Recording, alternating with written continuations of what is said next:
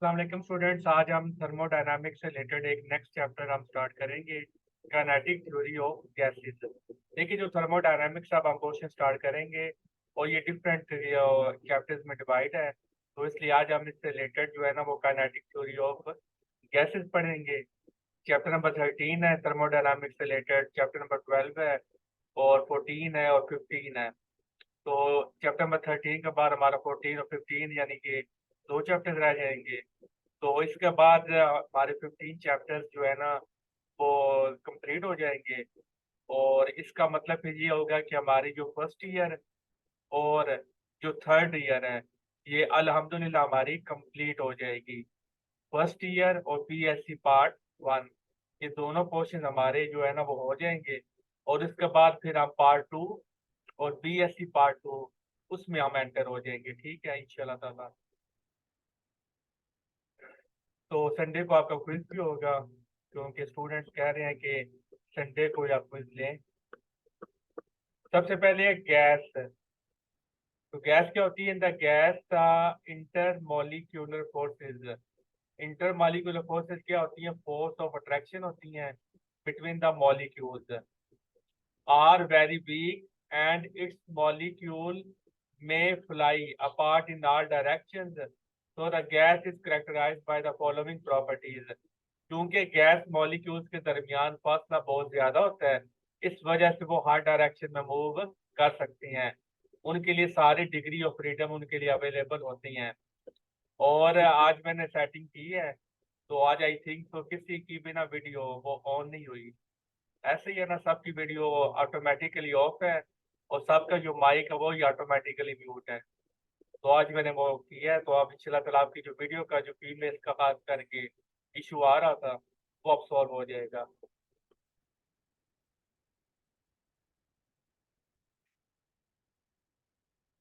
हाँ जी। सर क्या always attract करेंगे या रिपेल भी कर सकते हैं? दोबारा अपना क्वेश्चन रिपीट कीजिएगा। सर यहाँ पे वर्ड लिखा हुआ है कि गैसेस के मॉलिक्यूल में जो इंटर मॉलिक्यूलर फोर्स होती है वो ऑलवेज हमेशा अट्रैक्टिव होती है या रिपेल भी हो सकती है? देखिए, वो फिर बात आ जाती है कि फिलहाल आप अगर आप ये से जो गैस की आप एग्जाम्पल लें, तो अगर ये पूरी एक गैस है, इन्होंने आइडल गैस का नाम दिया हुआ है, तो इस गैस के जाहिर है कि यहाँ पे जो इलेक्ट्रॉन्स होंगे वो क्या होंगे? वो लूजली बाउंडेड होंगे। जो गैस मॉलिक्यूल्स होंगे वो आपस में भी टकराएंगे और वेसल के साथ भी टकराएंगे, तो इनके दरमियान फोर्स ऑफ अट्रैक्शन वीक होती है, फोर्स ऑफ रिपल्शन नहीं होती। अगर देखें फोर्स ऑफ रिपल्शन होती तो फिर क्या होना था? ये आपस में इन्होंने करीब आ ही नहीं था पाना, क्योंकि अगर इस मॉलिक्यूल को आप कंसीडर करें ना, ये किसने की है?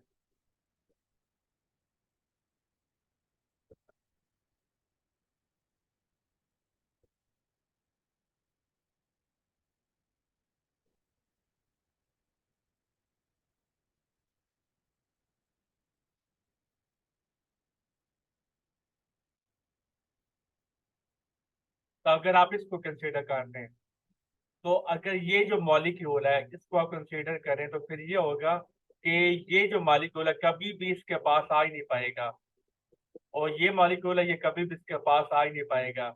ये अगर एक डिस्टेंस पर वो फोर्स मौजूद होगा, फौरन क्या करेगा? उसको रिपेल कर देगा। तो ये जो मॉलिक्यूल है ये इसके साथ टकरा ही नहीं पाएगा, ऐसे ही है ना। लेकिन हम देखते हैं कि गैस के मॉलिक्यूल्स आपस में भी टकराती हैं और वेसल के साथ भी टकराती हैं, इसलिए हम यहाँ पर कह सकते हैं कि इनके दरमियान फोर्स ऑफ अट्रैक्शन होती है। वो फिर एक फिर जाहिर है कि अगर जो उनके दरमियान इलेक्ट्रॉन्स जो है दो different type of gas molecules हैं, जैसे कि आप हाइड्रोजन ले लें और ऑक्सीजन ले लें, लेकिन different type of gas molecules लें, तो फिर वहां पर इलेक्ट्रॉन्स का वो सारा चक्कर आ जाता है कि इलेक्ट्रॉन की शेयरिंग होगी, वो फिर सारा चीजें आ जाती हैं। आवाज मेरी आ रही है? हलीमा को बताएं कि उनका जो माइक है वो कनेक्ट नहीं है, इसलिए आई थिंक उनको आवाज नहीं आ रही। तो स्टूडेंट टाइप करके उन्हें बताएं कि उनका जो माइक है वो कनेक्ट नहीं है, तो जो उनका माइक जो है ना वो शो नहीं हो रहा। It has no shape and size and can be obtained in a vessel of any shape और साइज। तो गैस की कोई फिक्स शेप नहीं होती। तो कोई स्टूडेंट बता सकता है कि गैस की कोई फिक्स शेप या साइज क्यों नहीं होता?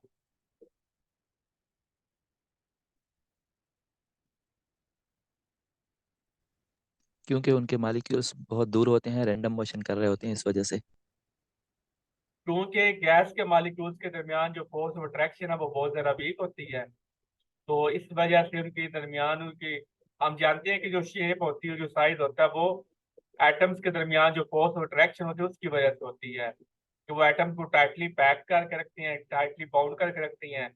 तो इस वजह से फिर उनकी जो शेप है और जो साइज है वो फिक्स होता है। क्योंकि गैस मॉलिक्यूल्स के दरमियान फोर्स अट्रैक्शन बहुत वीक होती है, तो इस वजह से वहां पर फिर क्या होता है कि उनकी कोई फिक्स शेप और साइज नहीं होती। हलीमा जो है ना, आप जब क्लास कनेक्ट किया करते हैं ना, तो आपने अपना माइक जो है ना वो कनेक्ट करना होता है। तो आपने पहले आई थिंक तो माइक कनेक्ट नहीं किया, इसलिए फिर आपको आवाज नहीं गई। तो इस चीज का ध्यान रख लें कि जब भी आप क्लास में एंटर होती हैं तो आपको ऑप्शन मिलता है, तो वो आपने करना होता है। It expand indefinitely and uniformly to fill the available gases।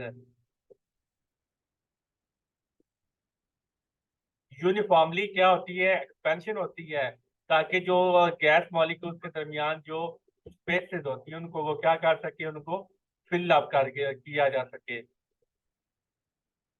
It exert pressure on its surrounding, क्योंकि जो ये वेसल होता है उस पर भी ये क्या करते हैं, उस पर उससे टकराती हैं, तो उस पर प्रेशर एक्सर्ट करते हैं, तो ये सराउंडिंग पर भी प्रेशर एक्सर्ट करते हैं।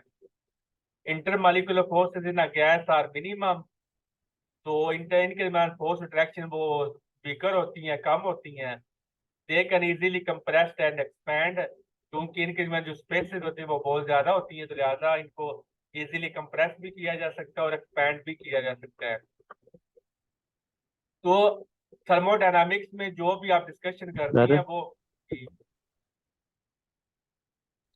सर ये गैसेस का चक्कर एमसीक्यूज पे आ जाता है कि high melting point, low pressure, ये थोड़ा कॉन्सेप्ट क्लियर कर दें। हाई मेल्टिंग पॉइंट,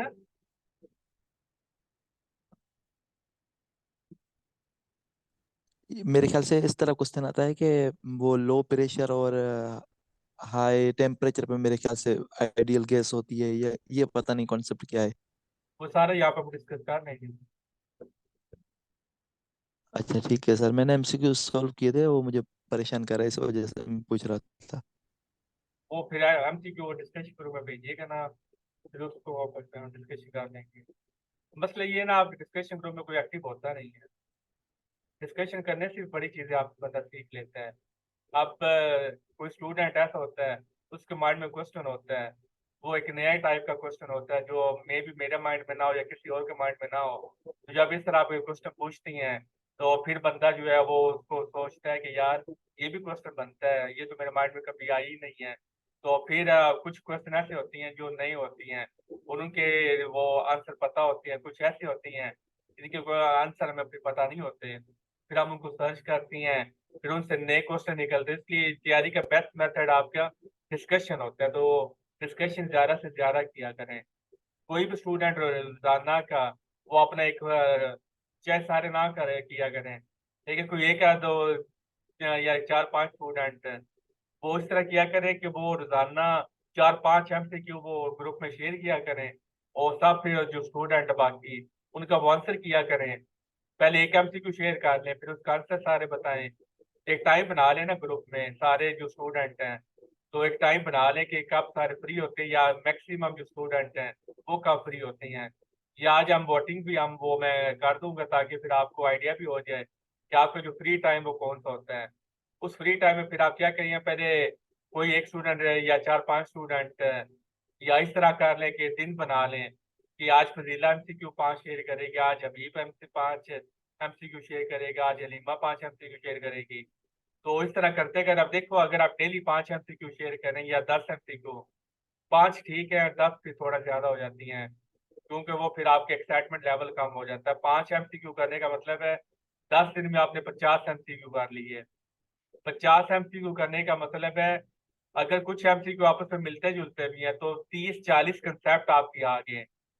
तो महीने में आपके 150 MCQ सॉल्व हो जाती हैं। और 150 MCQ का मतलब है कम से कम आपकी 100 जो कंसेप्ट है 100 टाइप के, वो आपके क्लियर हो जाती हैं। तो यहाँ से फिर आप अंदाजा लगा लें।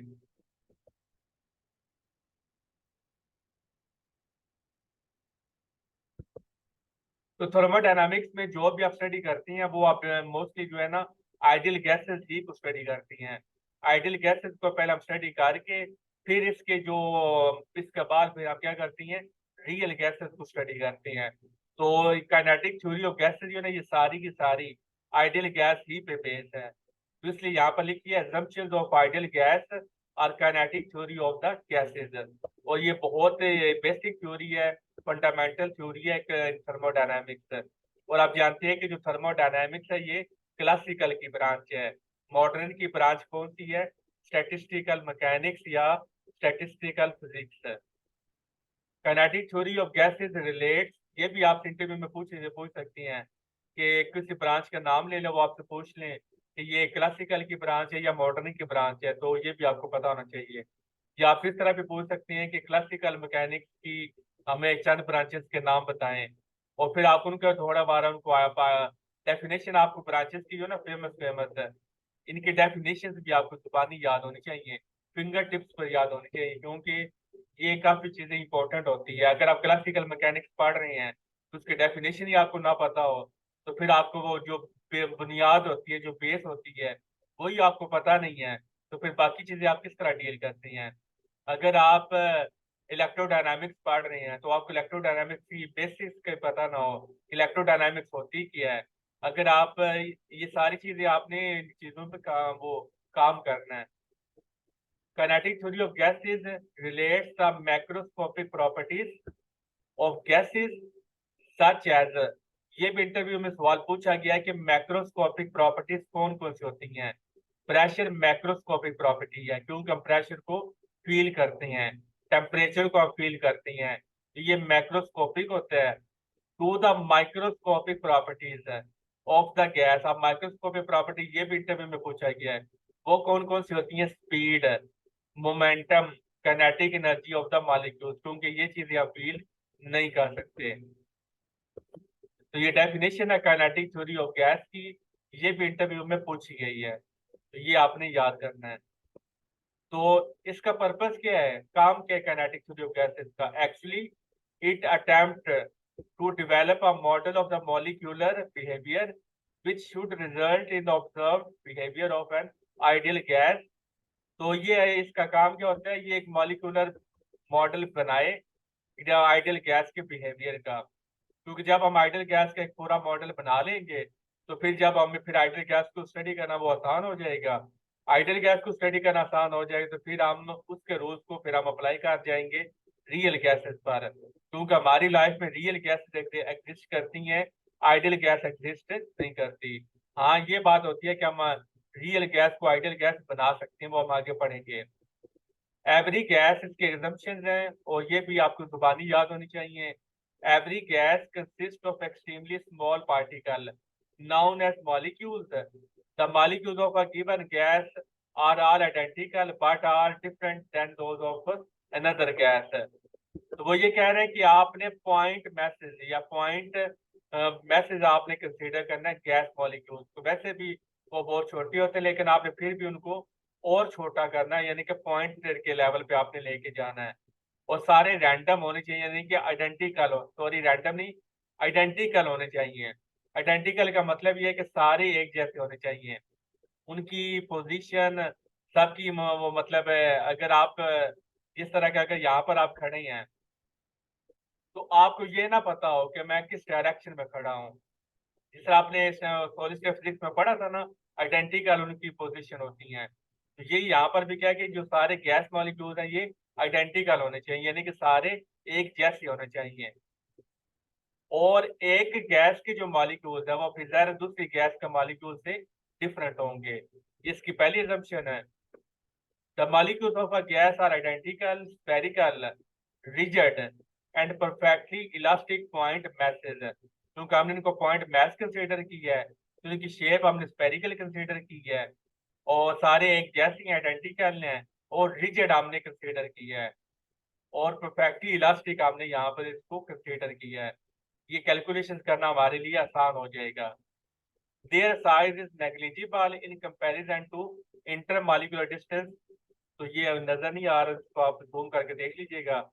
पॉइंट मैसेज आप जानते हैं कि वो कब बनती हैं, जब दो मॉलिक्यूल्स के दरमियान जो उनका डिस्टेंस है वो ज्यादा हो और उनका जो अपना साइज है वो कम हो, तो वो क्या बन जाती हैं, पॉइंट मैसेज बन जाती हैं। तो यहाँ पर आप देख सकते हैं सारे के सारे स्पेरिकल शेप में लिए हुए हैं। अब ये तो नहीं होता कि हर गैस का मॉलिक्यूल है वो स्फेरिकल शेप ही रखता हो, डिफरेंट शेप हो वो गैस मॉलिक्यूल्स हो सकती हैं। लेकिन जब हम आइडियल गैस की बात करती हैं तो चूंकि हमने इनको पॉइंट मैस कंसीडर किया है, और आप जानते हैं कि जो पॉइंट मैसेज होती हैं उनकी शेप कौन सी होती है, उनकी शेप स्फेरिकल होती है और वो रिजिड होती हैं। रिजिड का मतलब क्या, सॉलिड होती हैं। कि जब एक मॉलिक्यूल दूसरे मॉलिक्यूल से अबीर टकराता है, अगर वो रिजिड मॉलिक्यूल होगा तो उनके साथ वो क्या होगी, हेड ऑन कोलिजन होगी, यानी कि पटाख करके उसको दूसरे मॉलिक्यूल के जाकर वो मारेगा। जिस तरह एक बंटा है ना, दूसरे बंटे को जिस तरह वो हार हिट करता है, इस तरह जब आप एक मॉलिक्यूल दूसरे मॉलिक्यूल को करेंगे, वो एक दूसरे को टकरा कर उसको मारेगा। इसलिए अगर वो रिजिड आप कंसीडर करेंगे, फिर वो एक जबरदस्त उनको क्या करेगी, उनको मारेगा, और ये हेड ऑन कोलिजन होगा।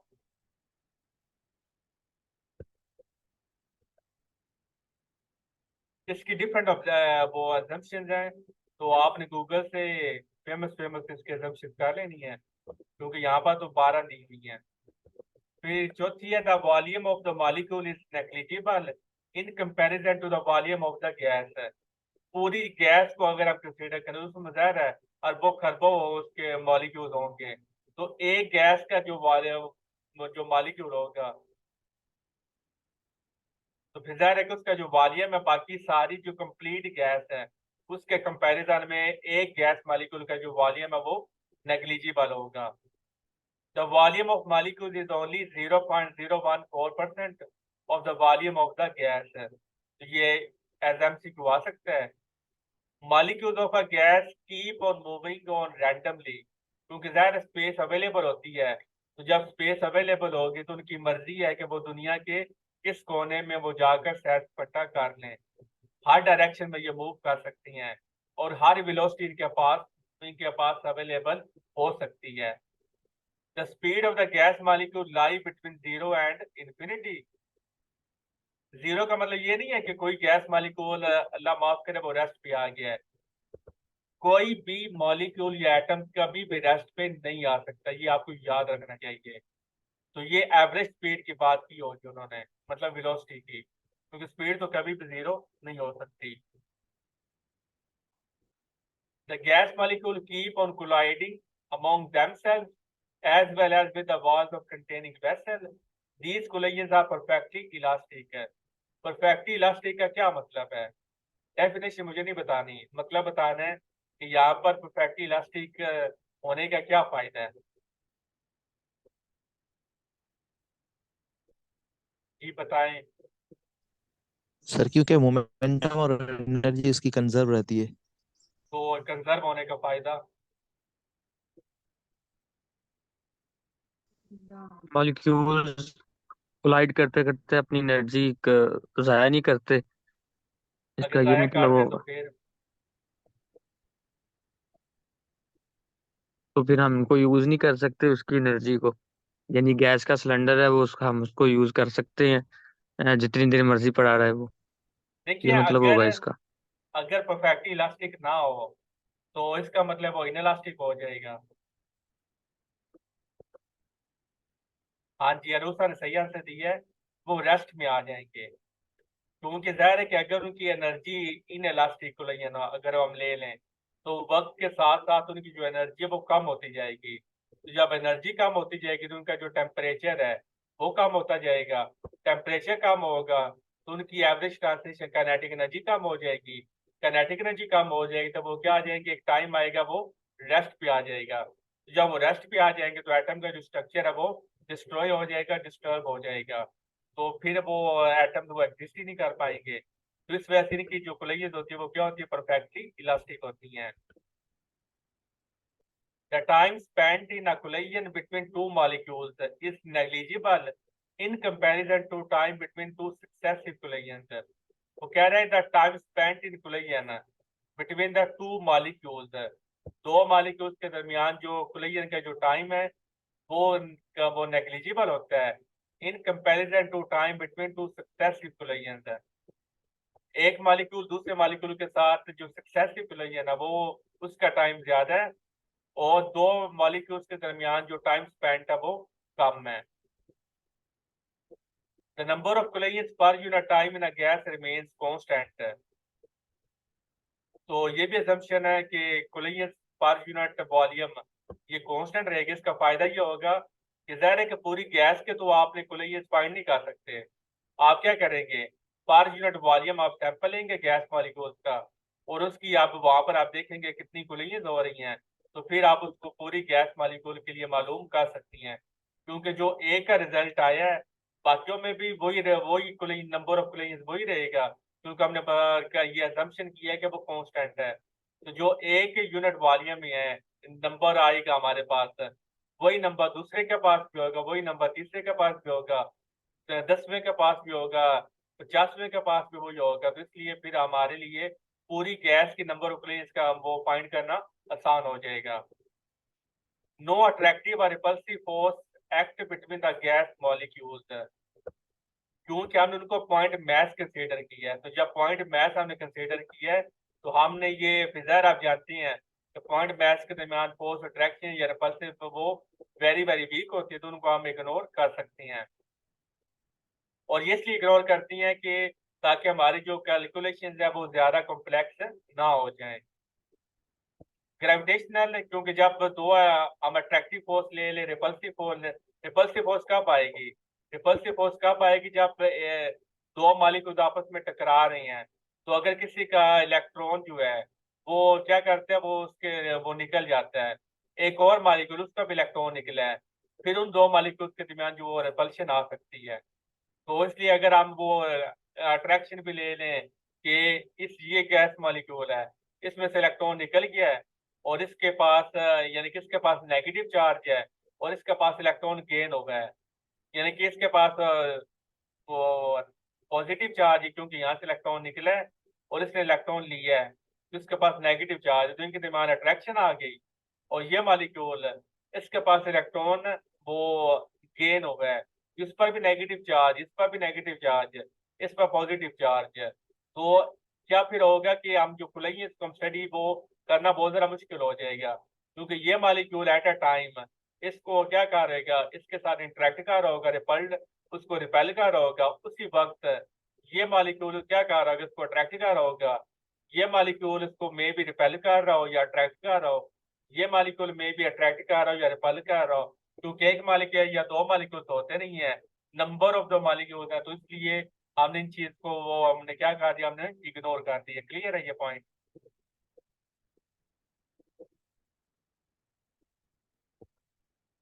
नेक्स्ट है gravitational attraction among the molecules is ineffective due to the extremely small masses and very high speed of the molecules. तो ग्रेविटेशनल फोर्स को तो आप वो भूल जाएं, क्योंकि ये हमने इनको पॉइंट मैथ कंसीडर किया है, तो ग्रेविटेशनल फोर्स तो यहाँ पर नहीं आएगी, इलेक्ट्रोस्टैटिक फोर्स ही यहाँ पर आएगी। Molecules constantly collide with the walls of container due to which their momentum change. The change in momentum is transferred to the walls of the container. Consequently, pressure is exerted by the gas molecules on the walls of the container. Interview में आपसे पूछ सकती हैं कि gas molecule container पर किस तरह pressure लगाती है, तो ये बेस्ट आंसर आप ये वाला पैराग्राफ याद करके आप दे सकते हैं कि गैस मॉलिक्यूल वो कॉन्स्टेंटली कोलाइड करती हैं with the walls of the container, as a result momentum transfer होता है, तो मोमेंटम ट्रांसफर होने की वजह से उस पर प्रेशर एक्सर्ट होगा। और ये याद रखिएगा कि एक पार्टिकल ये जो मॉलिक्यूल है इसका मोमेंटम कुछ और होगा, इसका मोमेंटम कुछ और होगा, इसका मोमेंटम कुछ और हो सकता है, इसका कुछ और हो सकता है। इंडिविजुअल मोमेंटम्स वो सेम होना जरूरी नहीं होते। Law of conservation of momentum जो होता है वो इंडिविजुअल पार्टिकल्स पर हम अप्लाई नहीं करते हैं, वो सिस्टम पे अप्लाई करते हैं। तो हम जो कहते हैं ना, तो जो लॉ ऑफ कंजर्वेशन मोमेंटम का मतलब है कि टोटल मोमेंटम रिमेन्स कांस्टेंट, वो एक पार्टिकल का टोटल मोमेंटम की बात हम नहीं करते हैं, वो पूरे सिस्टम के मोमेंटम की बात करती हैं। अब सिस्टम का मतलब क्या है? ये हमने गैस ली है, हाइड्रोजन गैस कह लें, ऑक्सीजन वो गैस कह लें, तो इस गैस के जो सारे मॉलिक्यूल्स है वो मिलकर क्या बनाएंगे? वो एक सिस्टम बनाएंगे। इस पूरी गैस के जो मॉलिक्यूल का जो टोटल मोमेंटम है वो कांस्टेंट रहेगा, initial momentum, final momentum.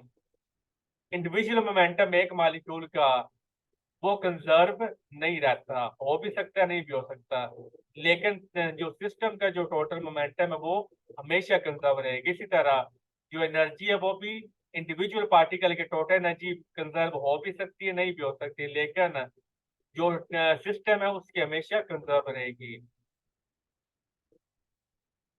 Momentum चाहे इनइलास्टिक कोलिजन हो या इलास्टिक हो, मोमेंटम हर कोलिजन में कंजर्व होता है, क्योंकि ये लॉ है। तो इन इलास्टिक में भी मोमेंटम कंजर्व होता है और इलास्टिक में भी। टोटल एनर्जी इलास्टिक में भी कंजर्व रहती है, इन इलास्टिक में भी कंजर्व रहती है, क्योंकि ये लॉज हैं, ये चेंज नहीं हो सकती। हाँ, जो काइनेटिक एनर्जी है वो इलास्टिक में कंजर्व रहती है और इन इलास्टिक में वो कंजर्व नहीं रहती, सिर्फ काइनेटिक एनर्जी। टोटल एनर्जी दोनों में कंजर्व रहती है। सर ये क्या ओनली सिंगल गैस के लिए पॉसिबल है या मिक्सचर ऑफ गैस के लिए भी पॉसिबल है? क्या? ये काइनेटिक थ्योरी ऑफ गैसेस। नहीं, ये तो एक सिस्टम के लिए हम तो उसको स्टडी कर रहे हैं, और एक सिस्टम का मतलब है कि एक गैस है, उसकी मॉलिक्यूल्स को हम सिर्फ स्टडी कर रहे हैं। दो या दो से ज्यादा गैसेस के मिक्सिंग के लिए हम नहीं स्टडी कर रहे हैं, क्योंकि फिर ज़ाहिर है वो अपना अट्रैक्शन और डेवलप हो जाती हैं, तो फिर वो कॉम्प्लिकेटेड हो जाता है। तो ये बहुत ही फंडामेंटल थ्योरी है, तो एक सिस्टम के लिए हम इसको स्टडी करते हैं। एट अ टाइम ठीक है एक ही सर। गैस आपने लेनी है।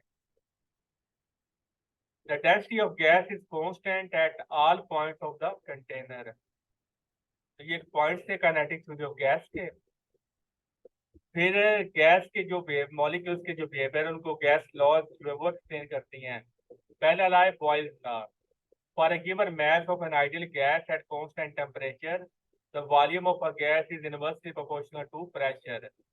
तो ये स्टेटमेंट आपकी जुबानी याद होनी चाहिए, बड़ा फेमस लॉ है। तो बॉयल्स लॉ पे क्या होता है? टेम्परेचर कांस्टेंट रहता है, तो टेम्परेचर कांस्टेंट रख के फिर आप क्या करें, देखेंगे कि जो वॉल्यूम है वो प्रेशर के इनवर्सली प्रोपोर्शनल होगा।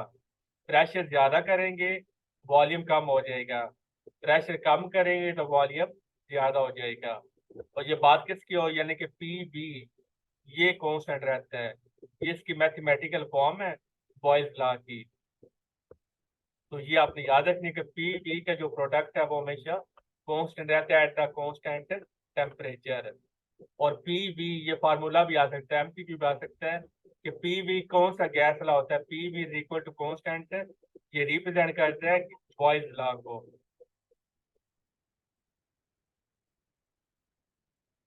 अगर आप वॉल्यूम का वैल्यू पुट कर दें, math of density is equal to constant, तो फिर हमारा ये मैथ तो वैसे कॉन्स्टेंट है, तो P over rho is equal to constant, तो P one rho one, P two rho two, as volume m over rho and m is equal to constant। तो ये दूसरा एक्सप्रेशन आ गया इन टर्म्स ऑफ डेंसिटी। अगर आप in terms of number of moles या number of particles, वो ये formula है कि जो वॉल्यूम है वो किसके बराबर है? Total number of the particles is equal to number of moles as the number of molecules per unit volume is equal to n, capital N divided by v। तो यहाँ से v की वैल्यू निकाल लें। तो ये दोनों फार्मूले फॉर न्यूमेरिकल के लिए आप इनको यूज कर सकते हैं।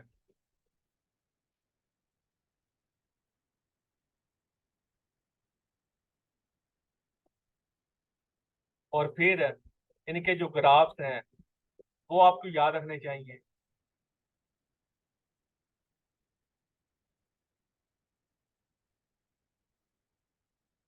ये पी और बी का ग्राफ है, ये पी बी और पी के दरमियान ग्राफ है, पी बी और बी का ग्राफ है, ये पी और 1/b का ग्राफ है, ये बी और 1/p का ग्राफ है। तो फॉर MCQ ये चीजें आ सकती हैं।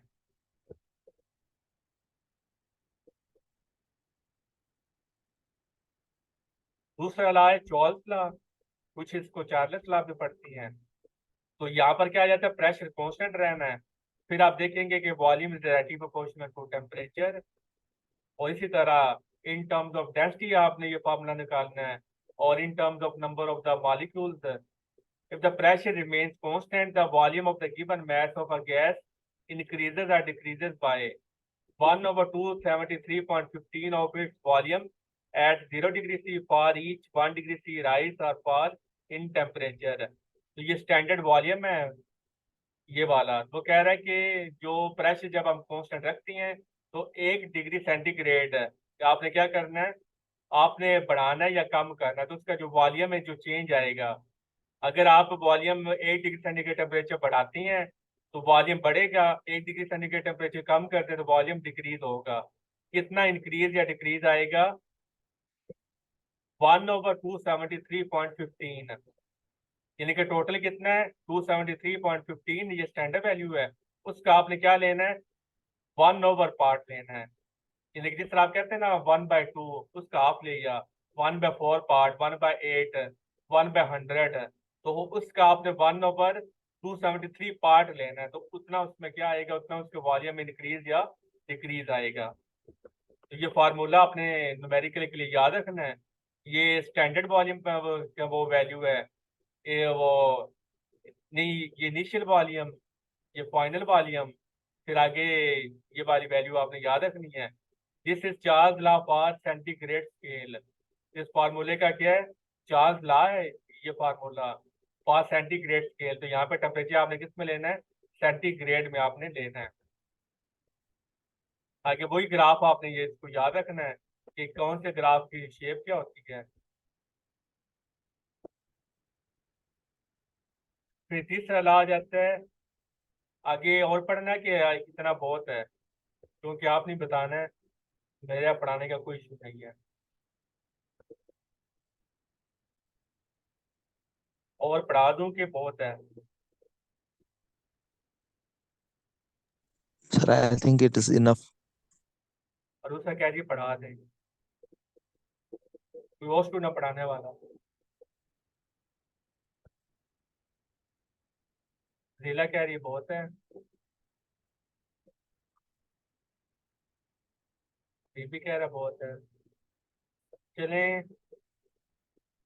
मेजोरिटी एज अथॉरिटी, ज़्यादा स्टूडेंट ये कह रहे हैं कि बस बहुत है। इस तरह करती हैं, नहीं हो पा रहा, 1 मिनट रह गया लेक्चर खत्म होने में।